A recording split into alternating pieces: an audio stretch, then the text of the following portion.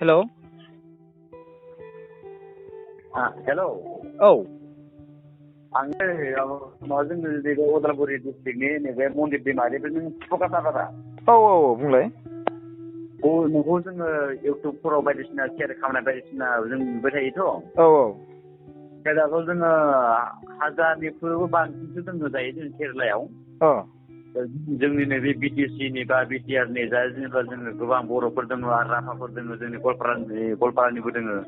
दा जों ओरैबायदि समस्यायाव गोग्लैबाय दा जेनेबा जोंनि बड'लेण्डनिफ्राय माबा मोनसे जों जेनेबा सायजफोर माबा मोनसे मोनगोन नामा जोङो जोंनिफ्राय मोनसे रिकुवेस्ट आरो बियो एक्सुवेलिथ' बुंनो थाङोब्ला दासिबांहाय आउट अफ आसामाव जायफोर खामानि मावनाय बिसोरनि थाखाय जेबो बेफोरबायदि होनायनि जेबो माबा थिरांथा होआखै सरकारा नङा होमबा नोंथांमोना नायबाय थाबानो जाबाय बड'लेण्ड रादाबफ्रावबो नुगोन आरो बिनि गेजेराव आरो आंनि चेनेलावबो जुदि आं मिथियोब्ला आंबो आपडेट खालामगोन बाट बिटिसिनि सिङाव थानाय माखासे गोरिब गुन्द्रा रायजो राजाफोरनो होनाय जादों माइरं होदों दालि होदों थाव होदों संख्रिफोर होजोबदों मास्क होगोन ओमफ्राय बिदिनो सेनिटाइजार होगोन बेफोरखौ गासिखौबो होजोबनाय जागोन आरोना फ्रियावनो आरोना बा खोनाबाय खोथाया ओरैबायदि फैयो जोङो दा असम सरकाराव बा जोंनि बिटिसि बा जोंनि जेनेबा बर' रायजोआव जोंहा मोनसे गोदो कम्पानि गैया जोंनि जे दिनै हाजिरा मावनांगौबा जोङो 200-300ल' मोनो दा जोङो बेयाव फैबा 400-500 मोनसे जोंनि न'खरफ्रा जोंनि गथ' गथायफ्रा डेभेलप जाथोंनानैसो जोङो फैदों बेहाय दा जोंखौ असम सरकारा बा जोंनि बड'लेण्ड रायजोआ जोंखौ एसेबाबो एसे खामावा जायो जोंनि साननाय बे आरो जोंथ' बर'निनो सिटिजेन ना जोंथ' बर'नि मानसि जोङो जेनेबा जोङो दा असमाव बा जोंनि बड'लेण्ड रायजोआव मोनसे कम्पानि गैया हाबा हुखा मोना जों बेनि थाखाय जों गोजानाव फैदों दा डेफिनेटलि जुदि जोंनि बिटिसि सरकारा जुदि बिनि सायाव सानोब्लाथ' गोबां मोजां सानगोनबो खोमादां आरो बिनि गेजेरावहाय आंथ' जुदि बेफोरबायदि आपडेट मोनोब्लाथ' गोबां मोजाङै खुसि आं आपडेटखौ होगोन नोंथांमोना आंनि चेनेलखौ नायबाय थायोब्लाथ' मोनखागोनानो आं जेसेबांखिनि हायो एसेबांखिनिखौ आपडेट होगासिनो दङ रायजो राजाफ्रा जेसेबांखिनि हरो बिसोरो बानायनो होयो रिकुवेस्ट खालामहरो आं बेयावहाय बानायनानै आपडेट खालामनानै होयो नोंथांमोना बेखौ नुयो आरो बिनि गेजेरावनो जोङो गावजों गाव मदद होलायनाय जायो जेरै हमना ला मैयाबो आङो जोंहा बे हावरानिफ्राय गारि रिजार्भ लानानै आसामनि बर्डारसिम फैनाय थाबायनांनाय बिसोरो रङियानथिंजायनि स' बिसोरखौ माने मदद होदों बेबायदिनो बिसोरबो रिकुवेस्ट खालामहरबाय भिडिअ बानायनाय स' आं बिसोरनो मदद होनानै होबाय स' बिदिनो गोबां आरोना सिगाङावबो होबोदों आंथ'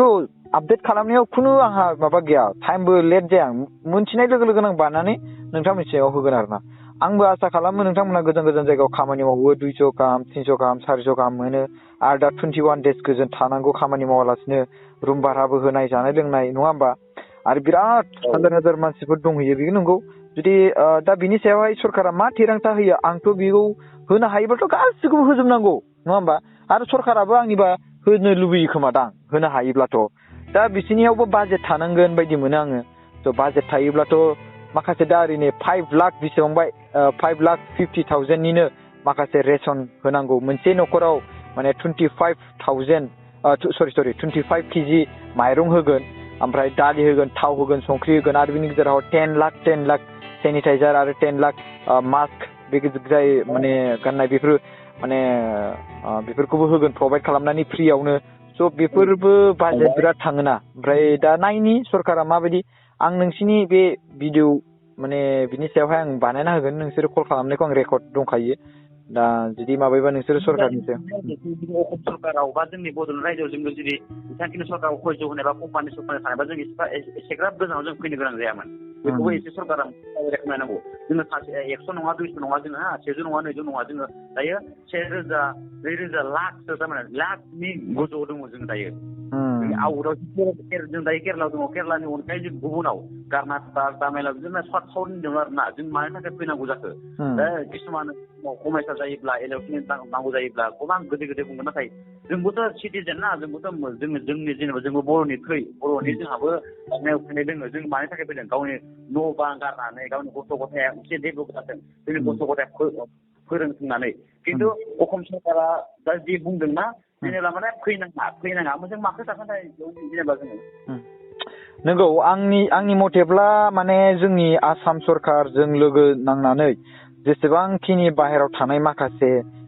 माने रायजोफोर दं बिसोरखौ मदद खालामनो थाखाय आसाम सरकारजों लोगो नांनानै बिटिसि सरकारजों लोगो नांनानै बेखौ माने इण्डियाननि माने भारत सरकारनि जोंहा नरेन्द्र मदि सारमोनजों रायलायनांगौ आंनि मथेबाथ'। ओमफ्राय बिनि गेजेरावहाय बयनोबो सेलारि बायदिसिनाफोरखौ जेसेबांखिनि मावदों बेखिनिखौ होनांगौ आंनि मथेब्ला आरोना। ओमफ्राय जानाय थानायफोरखौ प्रभाइड होनो हायोब्लाथ' बिराद मोजां, बाट होनो हायाब्लाबो जुदि बे जाय जिरायनानै दङ नोंसोर जेसेबांखिनि सेलारि मोनो बे 21 डेजआव जेनेबा 300आनो जा सानसेयाव 400आनो जा, जेरै इउपिनि CM जोंहा योगियाबो बेफोरबायदि गावसिनि वेजेस जेसेबां लेबार खामानि मावनाय 1000 पार डे 1000 होनो नागिरदों। बेबायदिनो जोंनि आसाम सरकार आरो बिटिसि सरकारा जुदि माने गोसोब्ला आंनिब्ला आरोना गोसोब्ला सरकार माने भारत सरकारजों रायलायनानै बेखौ मदद खालामनो हागोन खोमा आं बिदि सानो आरोना। बाट बिसोरनि सायाव मिथिबायना नोंथां, आंथ' माने मदद होनो आंनि आखायाव थायोबाथ' आंथ' जेबो नङा। बाट भारत सरकार आरो बिटिसि सरकार आरो आसाम सरकार बिसोरो गभर्नमेन्ट बिसोरनि सायाव आरोना, बिसोर माबोरै दैदेनो बिसोरनाव पावार दंजोबो, बिसोरनाव फुल पावार दंजोबो। दा जेरै हमना ला जाय खामानिखौ मावदों दा हाग्रामा सारा जे जोंनि बिटिसिनि सिङाव थानाय जेसेबांखिनि रायजो राजाफोर गोरिब गुन्द्रा न'खरनि दं बिसोरो 25 केजि माइरं होनो नागिरदों। बेबोथ' गोबां मोजांनि खामानि आरोना, मोजां खामानि। आरो सेनिटाइजार आरो बिनि गेजेरावहाय माने बिनि गेजेरावहाय जोंहा मा होनोमोनलाय बिनि मास्क, ओमफ्राय बिनि गेजेराव थाव संख्रि बानलु दालि, बानलुथ' नङा दालि बेफोरबायदि होगोन। स' बेफोरबो बिराद मोजां थांखि आरोना बिटिसिनि सिङाव थानाय रायजो राजाफोरनि थाखाय। बाट बाहेराव थानाय माखासे रायजो राजाफोर दङ, बेयाव बर'बो दं नन बर'बो दं, बिसोरनि थाखाय माने एसे बिटिसि सरकारजों लोगोसे आसाम सरकारजों लोगो नांनानै बिनि सायाव एसे साननांगौ, आंबो बेखौ सानो आरोना। दा नोंथांमोना जि आंनाव कल खालामना बुंहरदों निस्सय आं बेखौ बिराद मोजां मोनो आरोना, बिदि माने बुंहरोब्ला आरो बेफोरबायदि माने बिनि सायाव मदद होनांगौ आं बेखौ लुबैयो बिसोर खालामथों होननानै। जोंथ' जास्ट इनफर्म खालामनाल' होग्रालै नोंथां, मिथिबायना। जों जे माने जेसेबांखिनि जोंनो रायजो राजाफ्रा हरो खौरां, आं बेखौ खौरांखौ बयनिसिमबो दैथायहरो आरो आं हायोब्ला बेखौ मदद होनानै होस्रायो। दा जोंनियाव पावार थायोब्लाथ' आरो मा बुंबावनो, नङा होमबा? जोंनियाव रिप्लाइ कल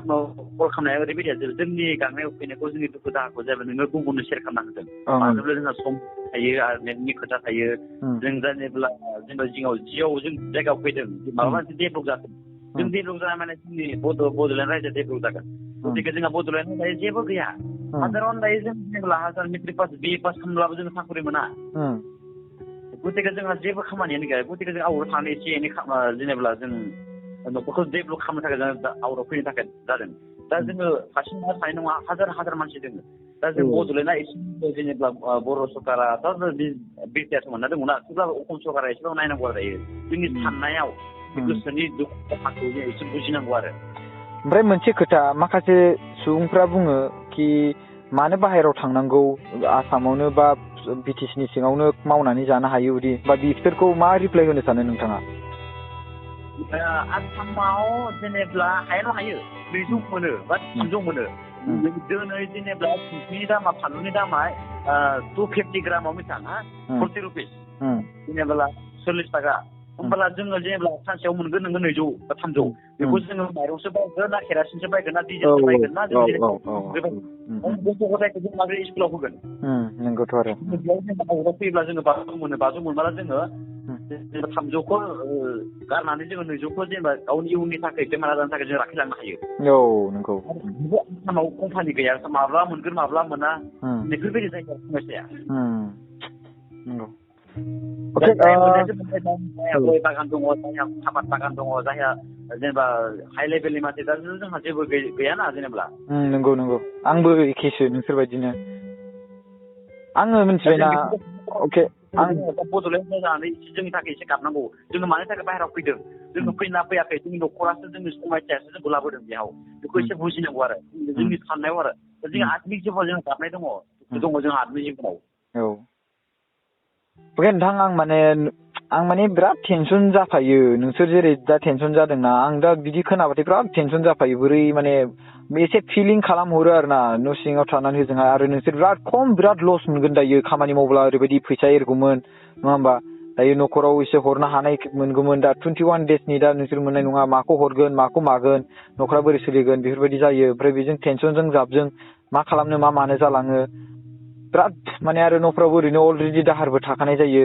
बिराद माने टेनसन जायो। किसुमान मानसिफोरा सानो आवरो मान थांनो दरखार ना आवरो थांनो मोनजाया नामा खिन्थु बे गोरोन्थि मानो होनब्ला मोनजाया नङा मोनजागोन गुबुना जुदि हाजिरा मावोब्ला जोंबो हाजिरा मावना मोनजागोन खिन्थु इयुननि फिउचारनि थाखाय हाजिरा मावनायजोंबो मोनजानायजोंल' जाया मानसिया गावनि गथ' गथायखौ फोरोंनो हानाय गावनि न'खरखौ दैदेननो हानाय जोंहाबोथ' मोनसे थानांगोन ना मानसिफोरा बुङोदि आवरो थाङाब्ला मोनजाया नङा मोनजागोन खिन्थु इयुन संसारा बिदिनो जोबलांगोन गावनि गथ' गथायखौ फोरोंनो हानाय नङा गियानखौ जोङो बायना मोननाय नङा बेनि थाखाय फैनो गोनां जादों दायो बुंनो थाङोब्ला जोङो दरंनि एबा जों उदालगुरि डिस्ट्रिक्टनि आरो जोंजों लोगोसे गोबां जोङो क'क्राझारनि बेबायदिनो बङाइगाव गवालपारानि अनेक रोखोमनि मानसि दङ दायो नै जेनेबा 29-30 मार्चआव फोजोबगोन होनना बुंनायमोन दा माबाखौ दायो बेबो जोबाखै दाहा जोंना आरो 21 बारायनासो होबावबाय 21 ओरैनोथ' आसामाव 31 मार्चसिममोन दायो इण्डियाया लकडाउना इण्डियानिया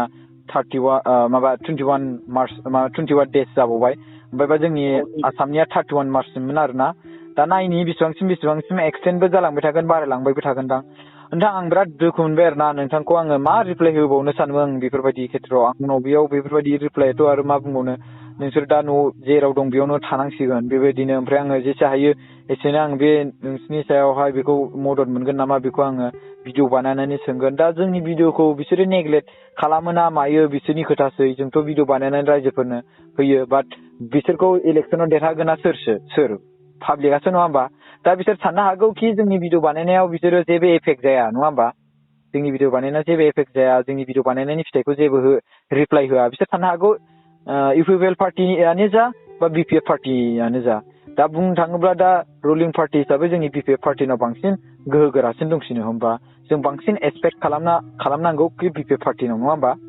होमबा बे हिसाबै जोङो बिसोरनो एक्सपेक्ट बांसिन खालामनांगौ आरो थिगानो दे जेबो नङा आं माने बेखौ नोंसिनि बे रायलायनायखौ आङो भिडिअखौ बानायनानै होगोन नोंथां मिथिबायना आं बेखौ बिसोरनियाव सोंगोन माबायदि जायो आरो बिसोरनि उनावहाय सरकारा गावसोर मा सानो बिसोरनि खोथासै आंथ' जास्ट बेखौल' आं खालामनो हायो नोंथां बिनि उनाव आं बिनि बारा जेबो खालामनो हाया आं निमाहा बियो आरोना नोंथां मिथिबायना अके दे नोंथांनि नामा मा नाममोनथाय हेलौ आंनि नामा मनदिप दैमारि मनदिप लोगोसे रिजु दैमारि दङ आरो नैबे प्रदीप राभा दङ जों गोबां मानसि दङ बबे नोंनिया बबे डिस्ट्रिक्टथाय